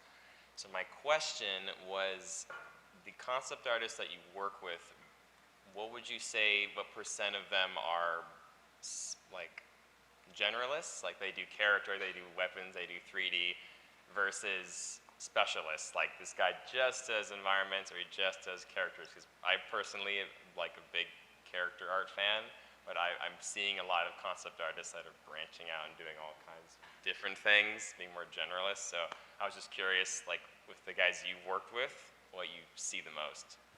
So we have, I believe, 3 or 4 main concept artists on the Outer Worlds 2, and a lot of them actually just do a little bit of everything, whether it's props, environments or paint overs, characters, monsters. The artists will have a certain affinity towards something, so they might do more of one thing. But I think typically they do a little bit of everything. Correct me if I'm wrong, someone. No, you're right. We have one, just off the top of my head, we have one concept artist who specializes mostly in creatures. Definitely for sure, but that's like one of the only ones. I'm working like one-on-one with a concept artist right now, Schwinn, who did some of the stuff for ACHQ, and he pretty much has to do everything. We don't always have the budget to hire like 5 different concept artists to do each part of the pipeline. So it definitely helps a lot to be flexible, and like 1 week he had to do characters, and then 1 week he has to do a building. So it definitely helps to be more flexible and have like a wide range of skills.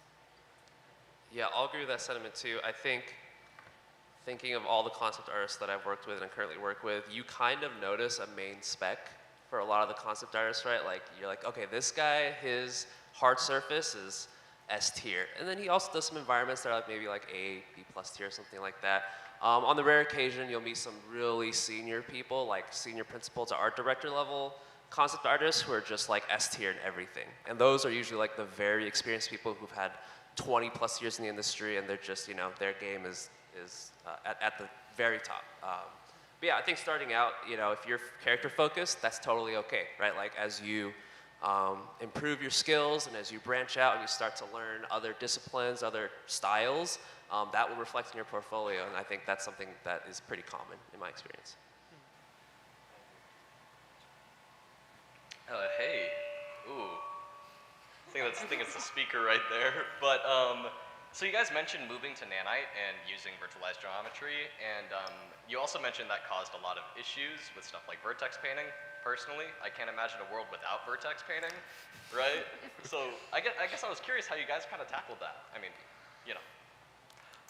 I agree. I love vertex painting. For us, we actually had like strike teams about that, trying for like 2 weeks just researching. We've even found this one French game. It was an indie game that showed a demo of it, but they never said how they did it. What we ended up doing was we used a lot of heavy usage of decals. Now, with virtual textures, you have better memory management with the textures, so you can use more decals, which means more texture samples. What we also did was we implemented a system called multi-opacity decals, which meant that our decals were not just an alpha map, a black and white alpha map, but actually an RGB map. And the way it worked was it selectively blends buffers independently from each other depending on what that mask is. So for example, you have a concrete crack, right? You have like the smaller cracks around the area, and as you go further down, you have a big chunk taken out. So you have like debris, right? Obviously for the debris, we wanted different colors, different normals, so that area would be white. But as we go further out, which is just very tiny cracks, we had to rely on just normal information because we still wanted the color from the material underneath it, different types of concrete materials. We wanted that to come through, so that would only be a green in the opacity mask. And this is a feature that's actually hidden in Unreal, and it was implemented, I believe, 425 or 427. At some point, it did get switched off, but it takes like 20 lines of code, so you can just turn it back on, and that basically gives you the decal system on steroids.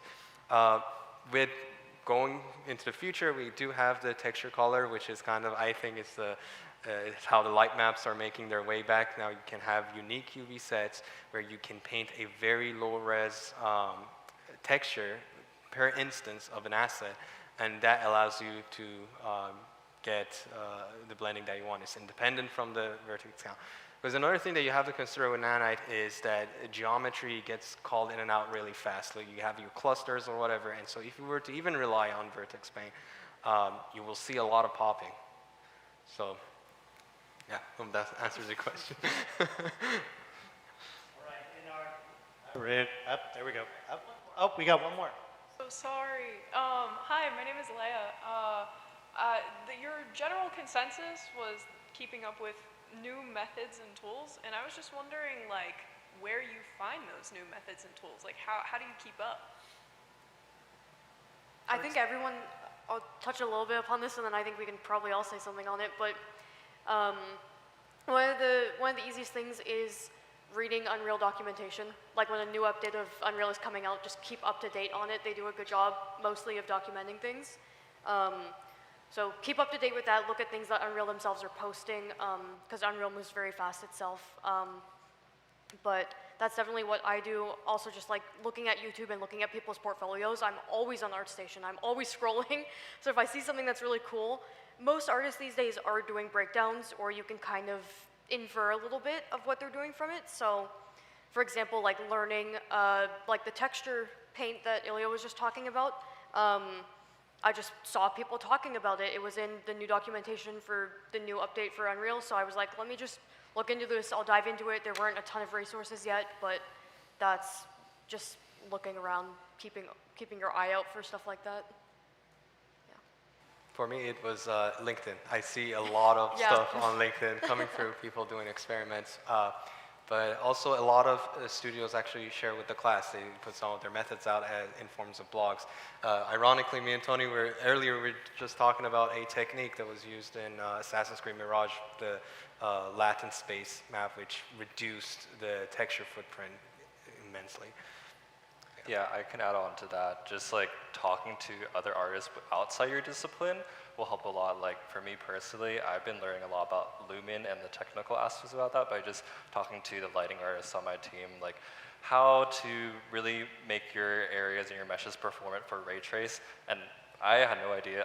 I'm not a lighting artist, so just talking to them, and they berated me and yelled at me a little bit. But from that experience, I was like, okay, like now I have more knowledge on how to navigate all that is Unreal. Well, I just learned from these guys, so. All right, we got one last question. This one comes from online, and it's a deep one. How do you deal with self-doubt as an artist?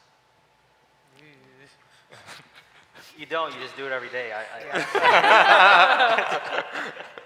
I'm joking. No, honestly, that's how you do it, is the thing. Yeah, I don't think, sorry. No, like I said earlier, if you're learning something new, it's going to be bad. That's fine. You just do it, and then you do it again, and eventually you're going to get a little bit better no matter what, because you're learning. That's the whole process. Even if you have self-doubt, I know he's joking a little bit, but just do it. Just keep going. Yeah, I don't think imposter syndrome ever really goes away. There's so many times where I sit there, I'm like, how am I here with all these really talented people? But when you talk to them, they're all thinking the same thing. I know we've had so many conversations about this, and like something that Max mentioned that's honestly really, really great is even if you don't feel like you're ready yet, start sending out applications. Like you will honestly be surprised with people who will reach out. When I was applying, I did not think I was ready for a full-time job. I really wanted an internship instead of a full-time position. Even though I got interviews for full-time positions, I chose the internship instead because I was scared that I wouldn't know what I was doing. And then I jumped in and I was like, oh, this is what I've been doing all along. Like, they weren't lying in the interview when they said that they liked what I was doing. So you just have to push through it. Even if you don't believe in yourself, pretend like you do.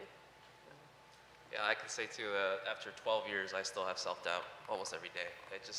It's absolutely true. The imposter syndrome never goes away, but if you just keep, like David said, the grind don't stop. Just keep grinding every day, and eventually it's like getting up out of bed or brushing your teeth. You don't necessarily love doing it. You don't necessarily look forward to it, but you also don't think about it, right? You just do it. And so that's eventually how you overcome that self-doubt, is like your muscle memory just kicks in.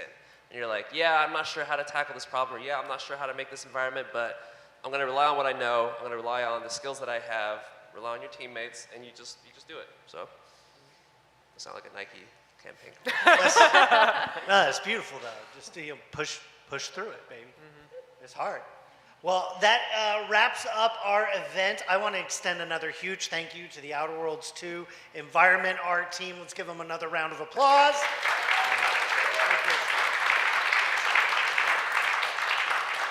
Thank you guys so much. That was a really thorough and wonderful presentation.